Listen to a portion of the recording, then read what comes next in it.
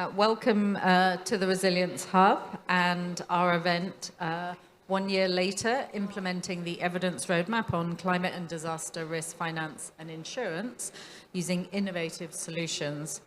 So we're going to be having a series of, I would say, mini TED Talk style interventions from our expert panelists, and then some rapid fire questions, Q&A, but also we'll be opening up to the audience as well. So please be ready with any questions you may have. So climate and disaster risk financing and insurance solutions are fairly new to the international stage. Many countries, businesses and families are actually showing interest in the need for these types of instruments to help mitigate some of the extreme impacts of weather events. Now, the evidence roadmap is, as it sounds, a roadmap that sets out the key research questions that are needed to scale CDRFI solutions, and most importantly, to improve their reach and impact. And aims to increase the research evidence base for these types of solutions. I think, before I hand over to my first panelist, who will be talking a little bit about the roadmap, I just want to highlight how important this agenda clearly is, and we're seeing very much here in the first opening days of the of COP27 from world leaders and the UN Secretary General, the importance of urgently scaling up finance for adaptation, but also the really challenging issue around loss and damage. And so I think this could not be timelier, and it's really great that this roadmap is being presented here, and of course much further work will continue. So I'm going to hand over to Sönke Kreft, who is the Executive Director of the Munich Climate Insurance Initiative, who will talk us through the roadmap. Super. Thank you for the nice welcome. I got told that we have a very nice infographic. There it is. Perfect. Okay. So my role is to quickly set the scene and introduce to you the evidence roadmap, which was actually launched 1 year ago at the Resilience Hub in Glasgow. So have the theme of consistency here to some extent. And I'm not sure if everyone knows about the evidence roadmap, what it says, and why this document was created. So I'm giving you a quick overview. So basically, it dates back to about 2 years ago. There was a big workshop with stakeholders, with academic actors. And the thought was, or the observation was, yes, there's a lot of momentum in the space of climate and disaster risk finance and insurance. Programs are scaled up, more public funding is entering the space, but this kind of upscale is not necessarily accompanied by the right degree of evidence at the same time. And this is very much needed to sustainably over time actually anchor these type of instruments as an appropriate solution. So that was the basic thought behind it. I also should quickly say this is part of the Insurance Global Partnership, a really multi-actor partnership that drives forward this topic. There are different working groups under the Insurance Global Partnership. One of the working group is called the Impact Working Group, and by the name you already can think on what that group is focusing on, namely increasing the impact of disastrous finance solutions, different activities there. And as part of that group, this evidence theme was identified as a strategic topic. And so with the workshop, different actors and authors came together and thought what we actually need is some kind of a signposting document, which really guides the community. And it was also quite clear that this document cannot be written by one author, but really needs to be a collaborative approach by the entire community. So this is really what it was. So it started with this early workshop And then last year, over several months, it was followed by a sequence of workshops. There were like individual authors taking responsibilities for part of the draft, and then the draft was also then shared among Introseans members to even receive further feedback and also give it some official status. So that is the genesis of that document. And I can say it is divided in 3 parts. So one part is actually thematically, what are the knowledge frontiers, what are the critical research questions that, for example, academic actors, but also implementers and all the stakeholders and disaster risk finance and insurance should work on. So this is the first part. Second part was a call to action. So what does it mean in terms of evidence norms that each and everyone should adhere to, also some kind of specific actions that can be taken, and investments that need to happen. And lastly, the evidence roadmap also details the specific role of different stakeholders. So it's quite clear science and academia plays a role, but also we like to see implementers taking a new approach towards evidence and impact, or the private sector, or civil society. This is more or less how it's structured. Just quickly, in terms of the thematic setup, it identifies overall 6 knowledge frontiers. The framework it was created was to look at kind of quick impacts. What are research questions where we would need to have like a stakeholder taking responsibility for it, and also in a way responding to it, answering it, moving forward the information and also the general knowledge. A second category is persistent questions. There we're talking about optimization questions. If I can take, for example, insurance, one question is on parametric insurance is about basis risk. That's a question that's never going to go away, but we can get better in it. And these are this kind of persistent research questions. And then the last category is transformational evidence. As an author group, we defined this where we really have to bring in different disciplinary backgrounds, different actors working together on research questions to be able to respond to it.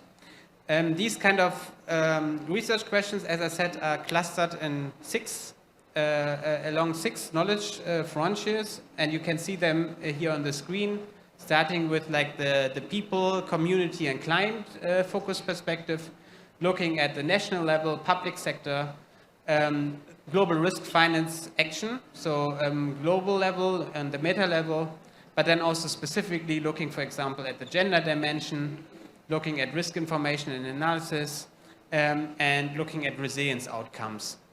So the question around climate resilience specifically. I don't have the time to go through all the research questions. Obviously, I think in total we identified around 56 or something like that. But I encourage you to go on the Introseans website.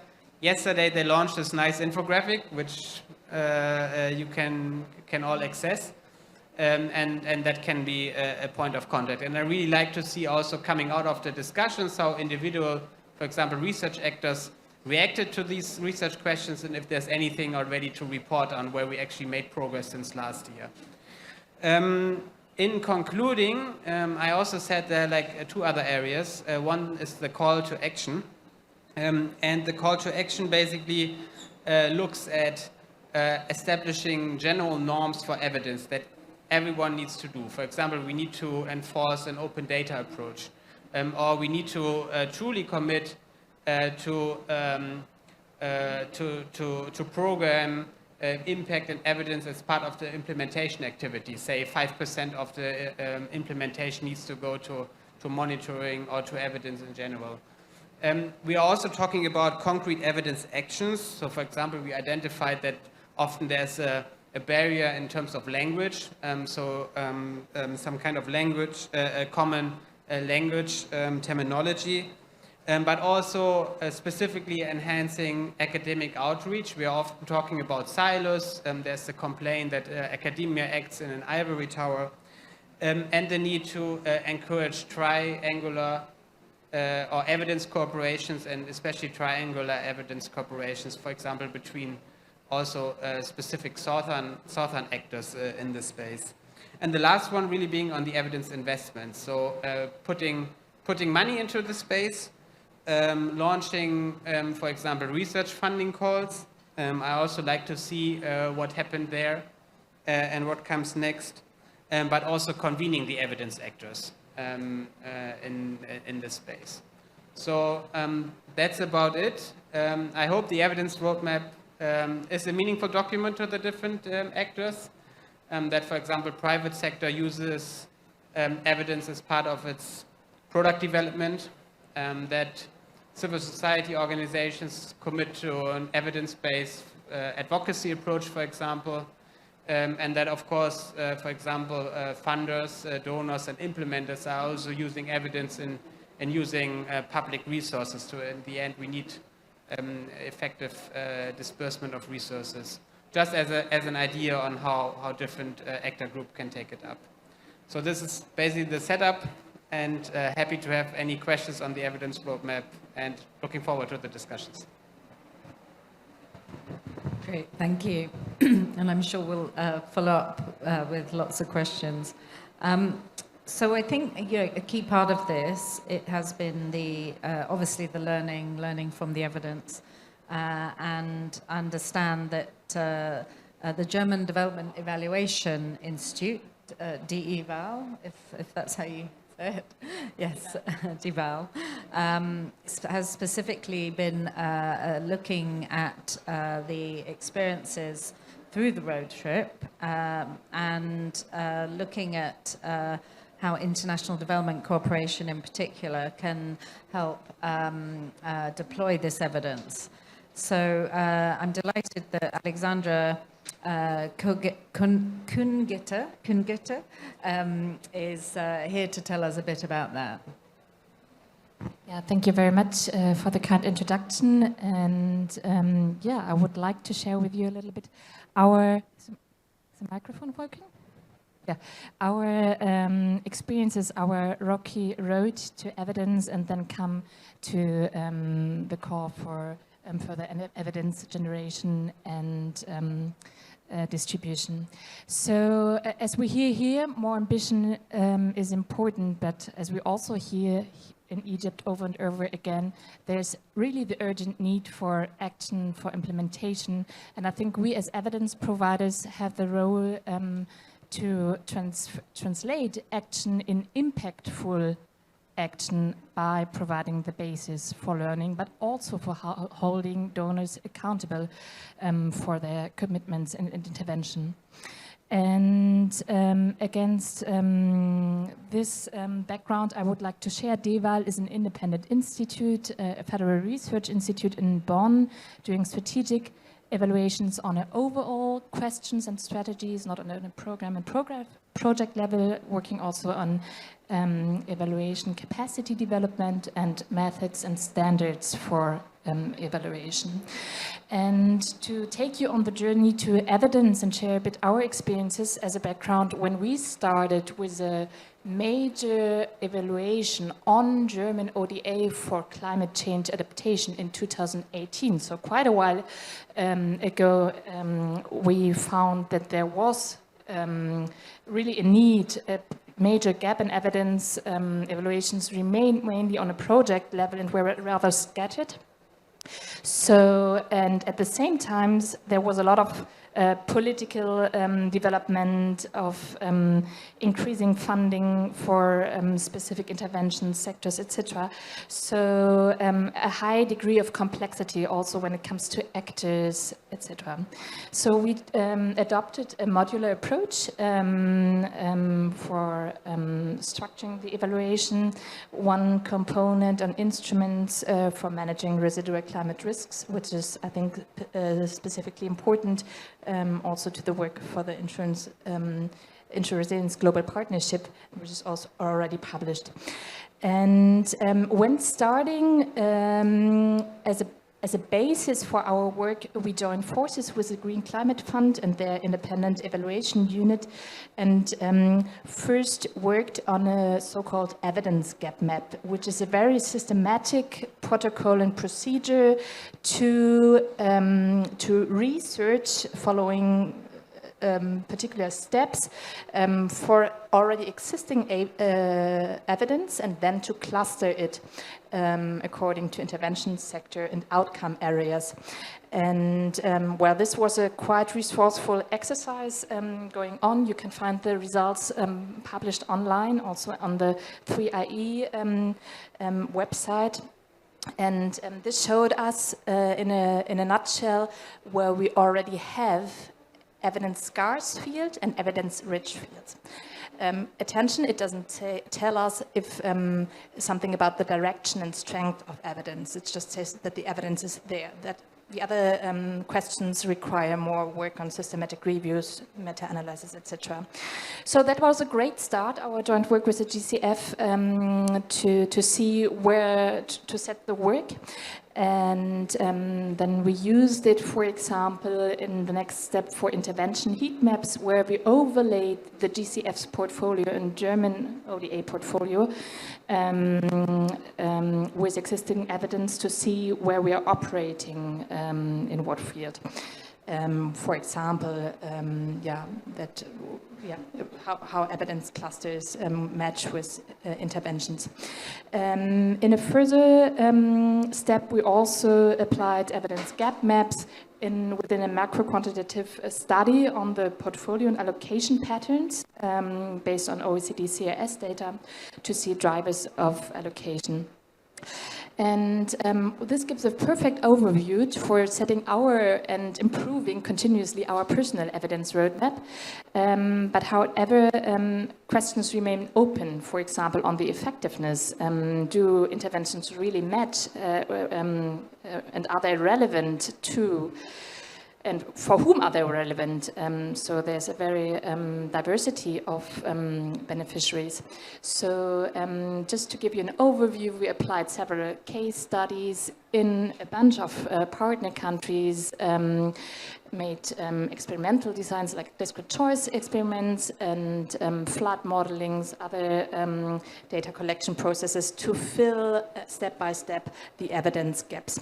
So this very in brief, to take you a little bit on our journey to the road to evidence, and where you can find all our evaluation reports, also in English, available on the website of DIVAL. And I'm also happy to address more questions. But on future evidence activities, and since we found that evidence still matters a lot, I would like to point out that there's, for example, also a funding program from DIVAL to stronger anchor rigorous evidence and development cooperation. So this will start in spring 2023 and run for several years, for 4 years. And work on rigorous evidence generation. You will find more information also on the website. And in addition to this, I would also like to stress the need to contribute to existing evidence initiatives. For example, your open data has already been said. For example, also by the 3IE initiative, we also have a database on rigorous impact evaluations where you can browse for information, not only in climate change, but also on other topics relevant to the Agenda 2030. And you can also share your existing evidence. So this up to now for the call for future evidence generation. Thank you. Thank you. So, I mean, just a quick follow-up on that. So, could you just say maybe in particularly for any other potential donors why you think it's important to dedicate specifically funding for this research activities? Yeah, I mean, I think that independent research and evaluation as a form of applied research is still highly relevant to navigate development cooperation through to impactful, to effective interventions, to learn and be accountable as well. And we found with our evidence gap map, but also with other exercises, that there is a lot of need to generate new evidence, especially when it comes to topics such as climate risk insurances, which are very young in their implementation. So we also needed to adopt a formative perspective, and which are evolving very quickly. Yeah. Great, thank you. So probably a lot of evidence that isn't yet being readily shared just yet. So I'm going to turn now to Emily Wilkinson, who's a Senior Research Fellow at the Overseas Development Institute, ODI. You specialize in disaster and climate risk governance and finance, with a particular focus on small island developing states. So Emily, you've also been involved in looking at the evidence base here. Can you share some of your findings and thoughts on this? Yeah, thanks very much. So ODI has been working on a political economy analysis, a study around the incentives and barriers to governments using climate, disaster risk finance and insurance instruments, but also looking at the donor side and the incentives and barriers around donors providing subsidies. So really fascinating study, and I think some sort of initial findings that you will hopefully find interesting. So we looked at particularly the regional risk pools. And so we looked at ARC, CRIF, and PCRIC in the Pacific. So generally, on the developing country government side, one of the sort of key findings is that decisions countries make about whether or not to take out these insurance policies involves a multitude of actors. It's not a kind of single decision taken just by sort of one person in the finance ministry. There's lots and lots of different stakeholders involved with different incentives and perspectives and skill sets, all of which can impact on the uptake of insurance. That's the first point. The second is that country-specific situations make a difference. And for example, if there's an upcoming election or a new Minister of Finance or a really big impact disaster, all of these things will have an effect on whether or not countries decide to take out insurance policies. Maybe none of that is particularly surprising. We also looked at, and we sort of polled all of the interviewees that we spoke to about the most important factors influencing sovereign risk insurance uptake. And I'll just list some of them roughly in order of how important they felt they were. First was affordability of premiums and fiscal space. Second, understanding and technical capacity, to sort of work out whether the insurance was, how it would work and what it meant. Third, availability of alternatives. Fourth, perceptions of reliability. Fifth, relevance of products.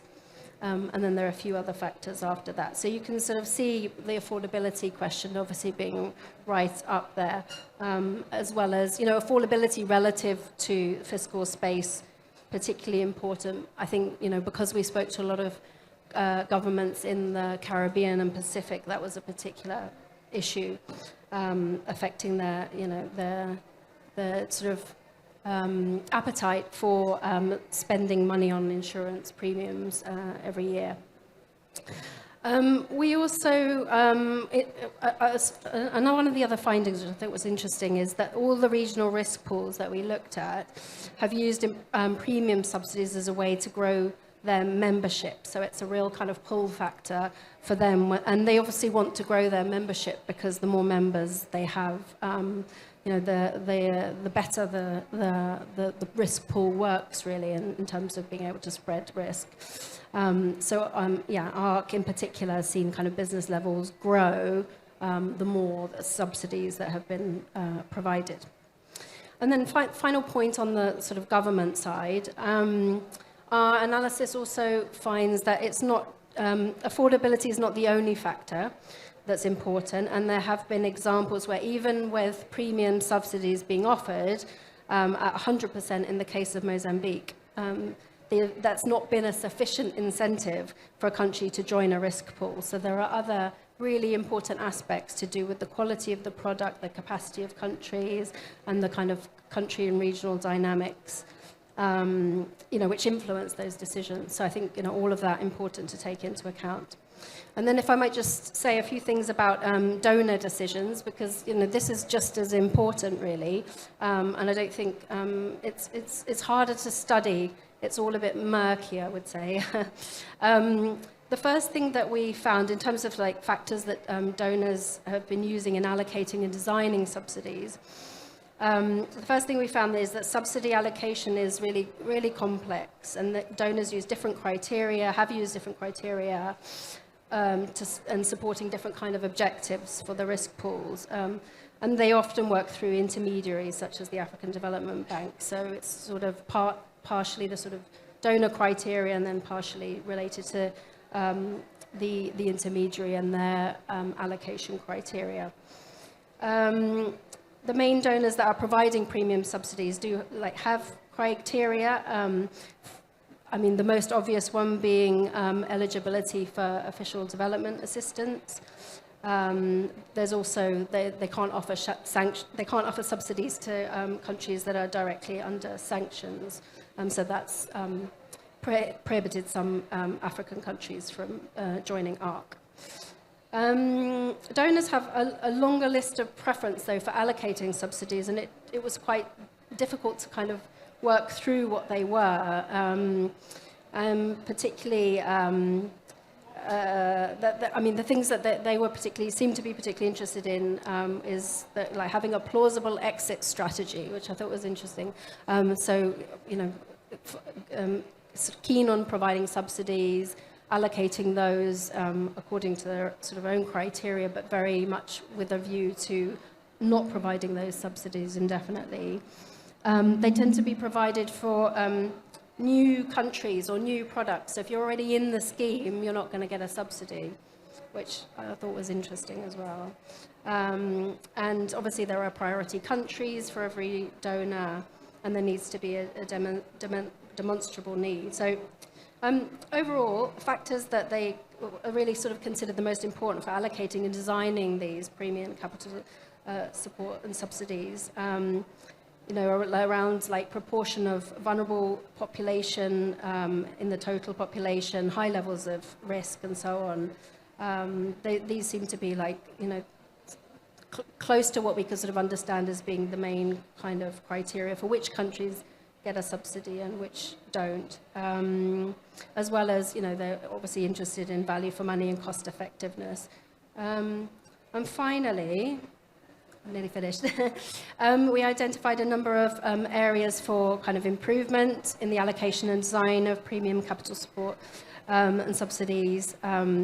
Firstly, we heard very clearly from the stakeholders that donor decisions in many cases need to better acknowledge and reflect country perspectives and decision-making processes. So that it doesn't seem that those sort of things were being taken into account. They're quite the criteria and the selection coming from very sort of donor-driven.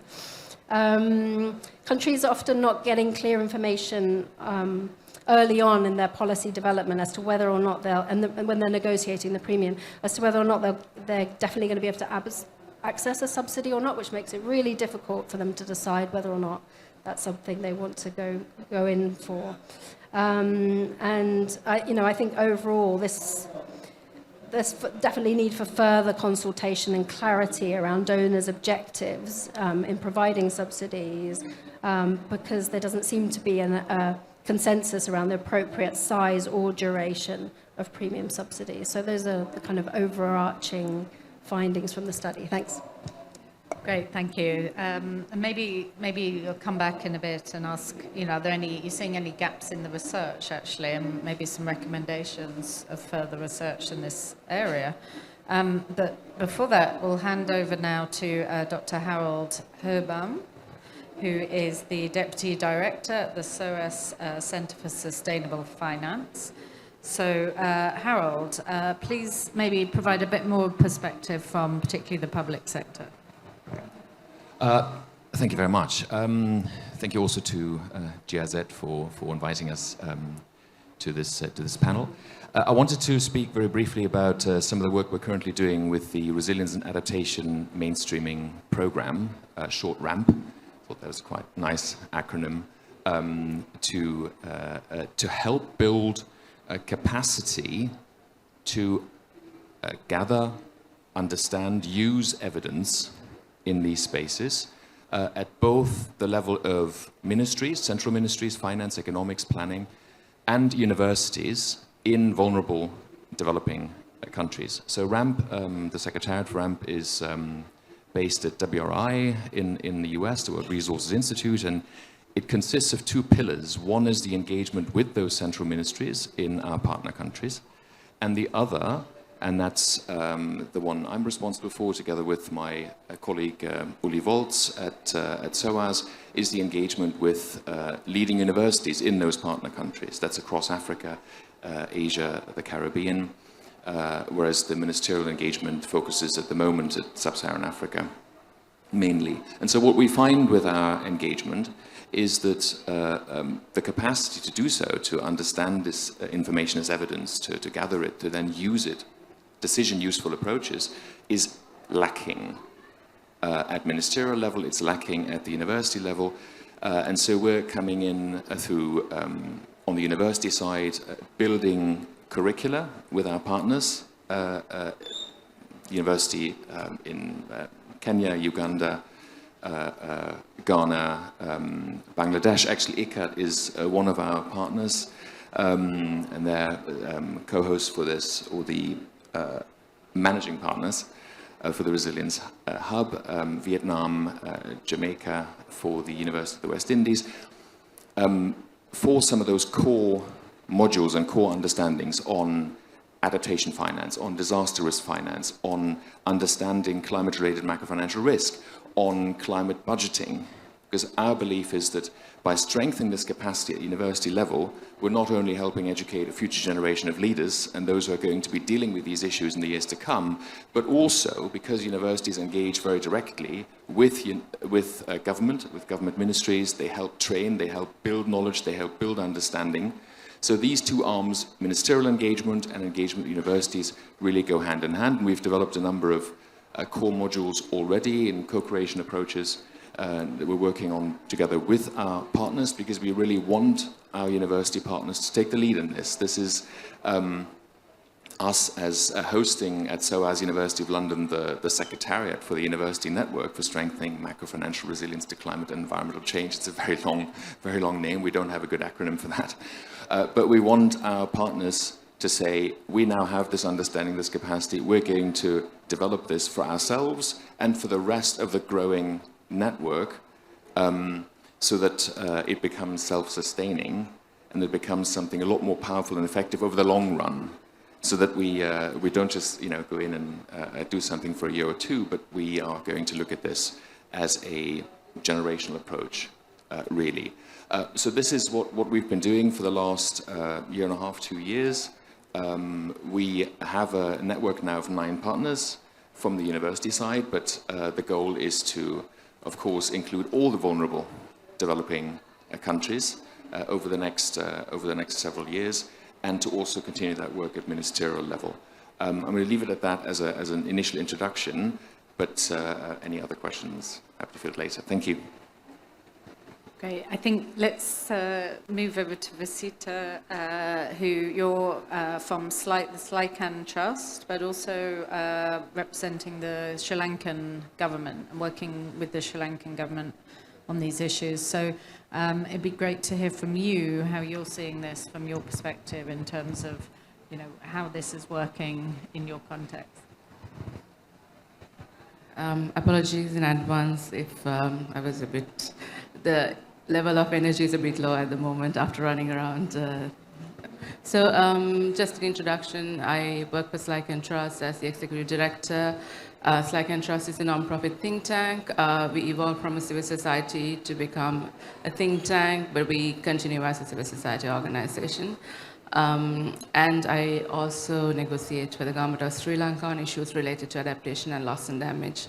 But I'll be talking in my personal or Slyke & Truss capacity. There would not be any conflicts on what the government would say and I would say, but I would like to be recognized as such in this panel. Building on a few things that some of the speakers said, so there would be a correlation of what we've been speaking. I think I'll start with what Songke mentioned about the evidence roadmap and how civil society has been involved in this. So under Institute Resilience Global Partnership, the civil society members are quite active, and I do co-chair, or I am a representative for the high-level consultative group of this, and I co-chair the evidence impact working group with Songke that was working on the evidence roadmap. And there was the inclusion of the civil society input into the roadmap, as well as the inclusive and participatory processes that need to relate on impact assessments and evidence that feed into policy processes and also the projects that are being implemented. So it's important that all actors are involved. I think, I'm not sure whether there's private sector here, but also the inclusion of private sector with links to the public sector as well as civil society, as well as the vulnerable communities on the ground. And this comes back to one of the projects that was mentioned, which is about the multi-actor partnership project, where multiple actors are involved in CDRFI processes and building resilience. One example from Sri Lanka, where I work, we have 70 partners at the moment, and I think at least 50% of these partners are ministries and government entities. And there's active interest to engage in evidence generation that could feed into policy processes. And it's interesting also that sometimes civil society activities, evidence generation could contribute to identifying solutions that have not been documented so far. So for example, again, I go back to Sri Lanka as a first example. Sri Lanka has a crop insurance scheme that's been there for the last 70 years, which was established in 1958. But if you look at this and try to find information and research on this, you would find most of it that's done by Slyke & Truss or very recently done information or evidence. So this is a big gap in a lot of developing countries. While there are solutions, has this been converted into evidence that could feed into solutions that could be implemented in a manner that's practical? So that's where that whole connection of multiple actors, finding solutions, identifying their role, and then feeding into solutions and mechanisms and processes play a key role. If I bring this all into the negotiating process, interestingly, I just came out of a GST loss and damage discussion where they were also talking about collective action, evidence, how it can feed into tools and methodologies that could contribute to global stocktake, in turn bringing into the finance aspect of it the needs to address loss and damage. I come to the points that I wrote down, which I hardly can read, but hopefully I will be able to. First one is about addressing finance and loss and damage. I think in this sphere of finance for loss and damage, means of implementation, civil society has played a big role with other actors involved. And I think the civil society has also evolved from advocacy, which is based on a message, which might be the overarching message, to a message that's generated through evidence. But that does not necessarily mean that there are no gaps. So this comes from parties as well as other actors, that there is a big need to generate evidence as well as feed that evidence into processes that could be replicated and implemented. So for Slyke & Truss, coming to that southern perspective and how these connect to the processes that are global. So from our end, we are trying to ensure that the voices of the developing countries are represented.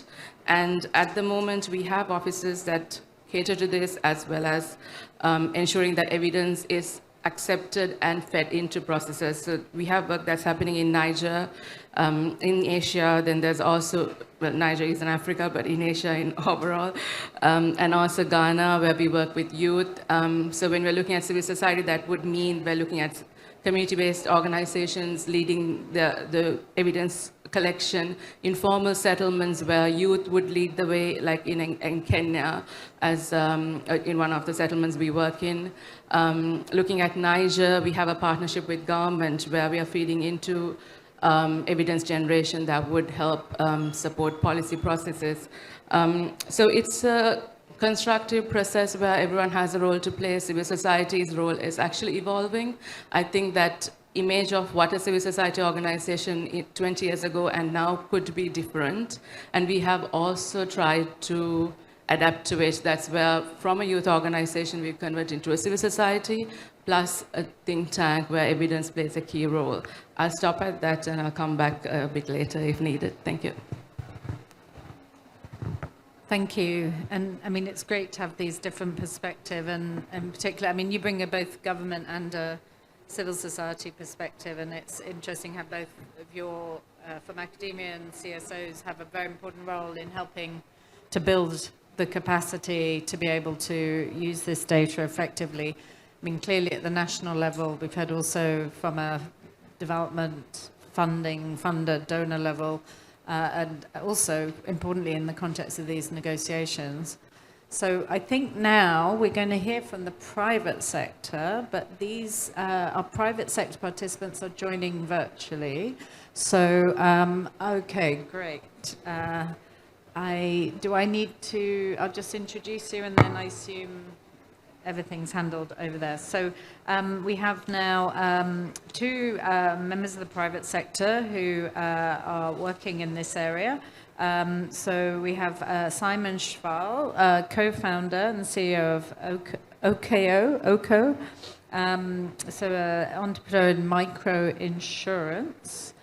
And we also have Ella, who is, I don't have your full name written here, Ella, but you've been working in, sorry, maybe Ella, I'll let you introduce yourself. I saw your bio, but didn't say exactly which private sector company you're in, so I'll let you introduce yourself. Thank you.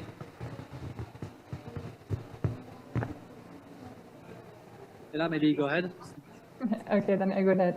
Hello, everyone. I'm Ella. I'm a doctoral researcher at the University of Göttingen, and we collaborate on a research project together with OKO. So OKO is the private sector actor here, and I'm from the academia side.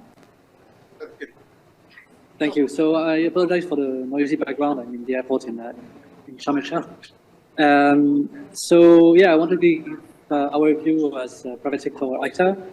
Just a quick introduction on OKO. OKO brings crop insurance to smallholder farmers in Africa using mobile payment, mobile registration. So we do both the product design and the product distribution. We are active in Mali, Uganda, and Ivory Coast, and we quickly became the largest crop insurer in Mali. Now, I'll be very honest. I cannot say that we use the evidence framework to orient our work. Our work is very focused on short-term goals to make these index insurance products profitable and useful for our customers. And this is well, it's great to have a framework to know what are the big questions to resolve. It's not something that is that we use on a day-to-day basis to make decisions. But what's really important for us is that we collect data on the impact, positive impact that we have. On one side, because we have private investors who are impact-oriented, because we have partners who are from NGOs or development organizations, but also because we need to make sure that we have a positive impact if we want to keep our customers insured, and if we want to make sure that they see value in being insured. When we need to measure impact, it's very useful to have such a framework. It helps us to structure the research, but we also don't do this alone. we usually partner with NGOs or, in this case, also academics with ELA, because on one side we want to remain unbiased, and if we were doing this impact research, that would be which would necessarily imply some subjectivity. And on the other hand, because we don't have the expertise. So I think for us as private sector, to sum up my point of view, this kind of framework is really helpful to understand what our partners are looking for, what we need to provide as evidence to continue getting the support from development organizations, NGOs, impact investors, etc. And on the other hand, it helps us and our partners doing the research to structure the evidence gathering. And that's, I think, where ELA can take over and explain what the work we've been doing together. Yeah, thank you, Simon. So last year we started to cooperate together with OCO on a research project. So they planned a customer survey, and that is where we jumped in.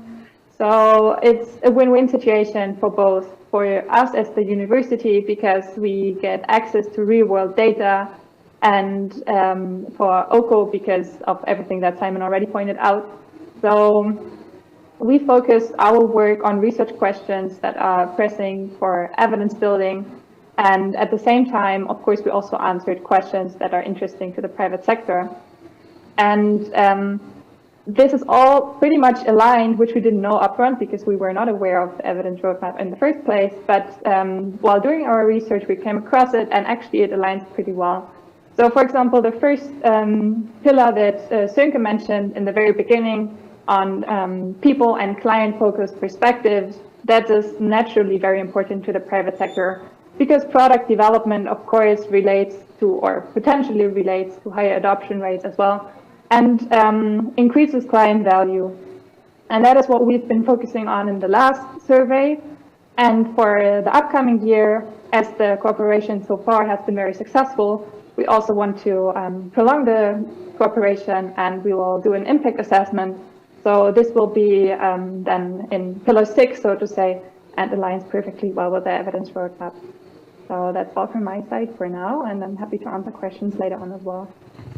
Great, thank you. I mean, maybe while we have you, I'll sort of ask a question to the whole panel, but come to you, both of you first. So in terms of how effectively you're working together, public, private, the role of CSOs, is everything, as you're looking at bringing the evidence together, but also importantly trying to then apply it for impact, how's it working, and what would you, if there are any recommendations for improving upon that, what would those be?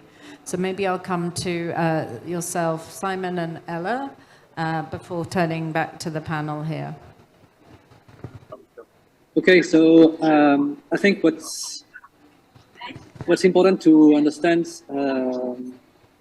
for other companies in the private sector, and that we learned also through this collaboration, is that it's important to give access to data. We might think that it's very critical to keep the data confidential, to keep our practices a competitive advantage if they're working, but we are in a space that is still trying to find out what are the best practices, how to have the most impact, and there's more to win in sharing and gathering the best practices and good advice between different players than to try to protect a competitive advantage. So I would encourage everyone to share the results of their research, and especially when it comes to impact, and that can only benefit all the members of the community. Yeah, and besides the data aspect, maybe also relating to research questions.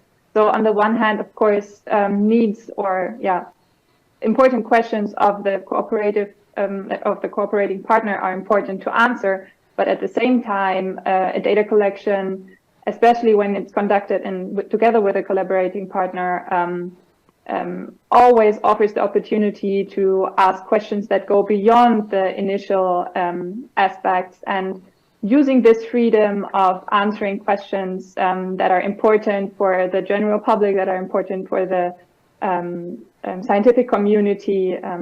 It's always a good opportunity to use it in these corporations as well. Thank you. Just to get the question clarified, it's about partnerships to address gaps, right? Yes, okay.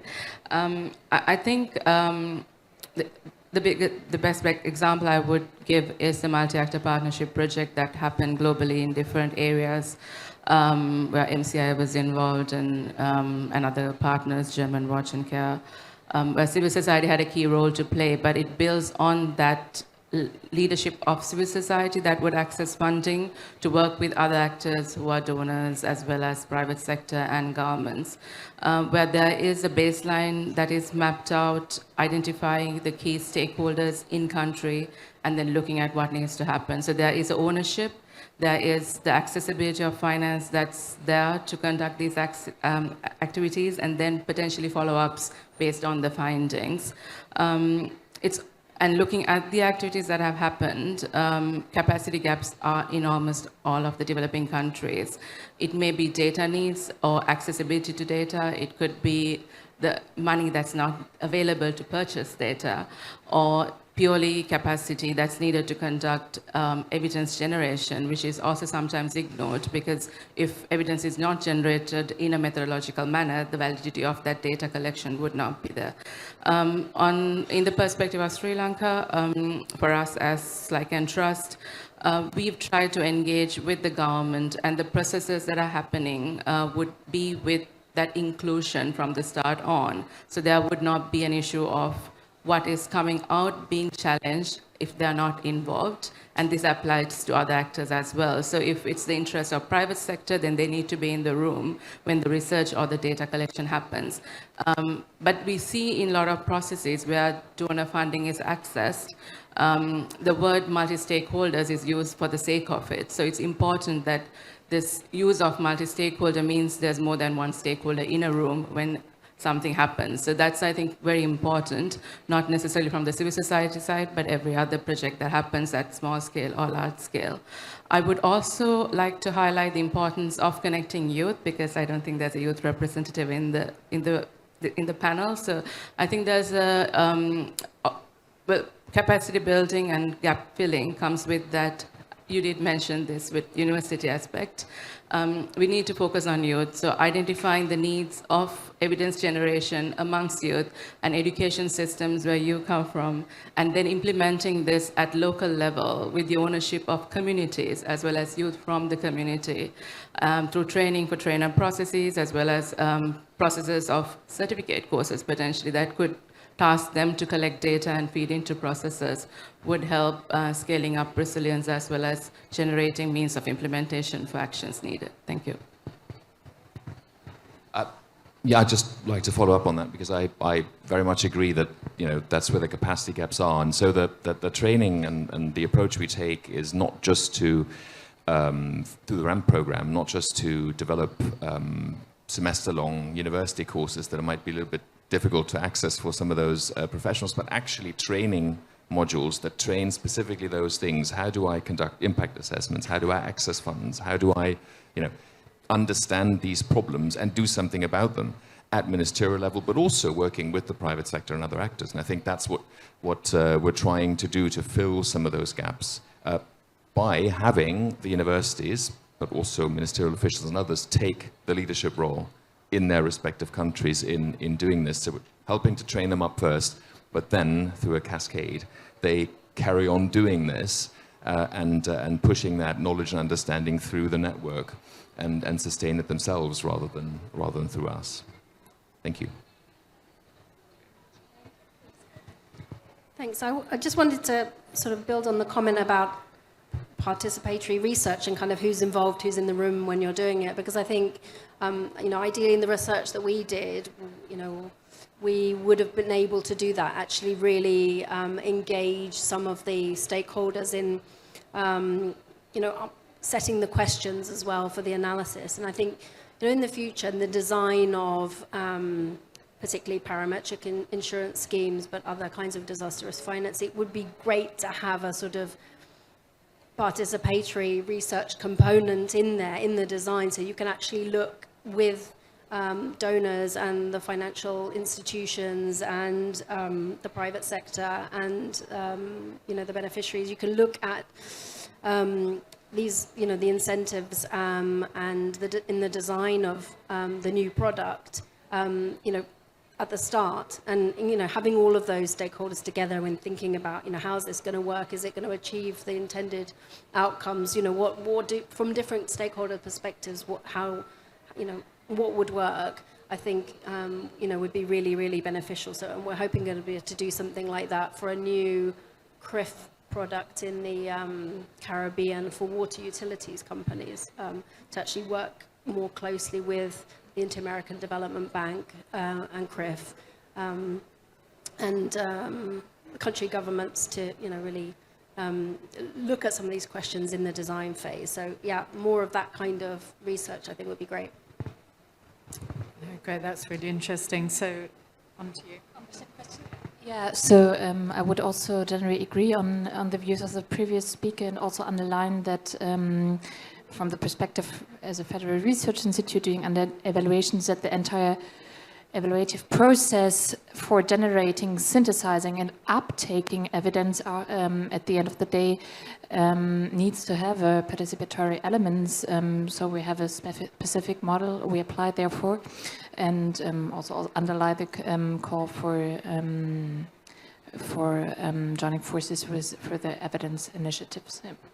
Shall I? Everyone? Yeah, good. I just want to say thank you. I hope you could already see some themes coming out, and also actors actively taking up individual bits and pieces of the evidence roadmap. Me in the function as leading the Impact Working Group of Inter-Resilience, I also want to say what's coming next, because this is only what happened between last year's COP and this year's COP. And we actually have a very active exchange in the group. So there are like 30, 40 people convening about every 2 months. We are discussing some of these research topics. We also discuss when, for example, and this is actually a very encouraging development, that science donors are coming forward, that there are actually opportunities for these type of questions to be answered. We are coordinating on that. And then lastly, we are also gathering in this format and in other formats to actually exchange on progress and what's happening. So I want to conclude with an appeal for people to join the conversations, to make this also a lively debate, and also stay tuned, because I think this is only the start, and as more and more updates and announcements are coming in, also at this COP, this is a growing space, and I think we have the joint duty to also make sure that the evidence is there to support these programs. Thank you. So I think, you know, what to me has been really clear is that this process is already very participatory and has all good representation, but it needs to be much more so, and particularly not only at the evaluation stage, where it is obviously important, but also very early on in the design stage as well. But clearly very valuable research. I did want to ask one more question about how you think this could also help influence this process underway here, but I think Vasita actually provided a very, very good insight into that already, or as a negotiator on loss and damage here. So I think, you know, I think we should thank the panel, but also not just for the presentation, but for all the work you're doing, because clearly it's such a critical and urgent agenda that particularly the most vulnerable countries and communities are now facing. Thank you.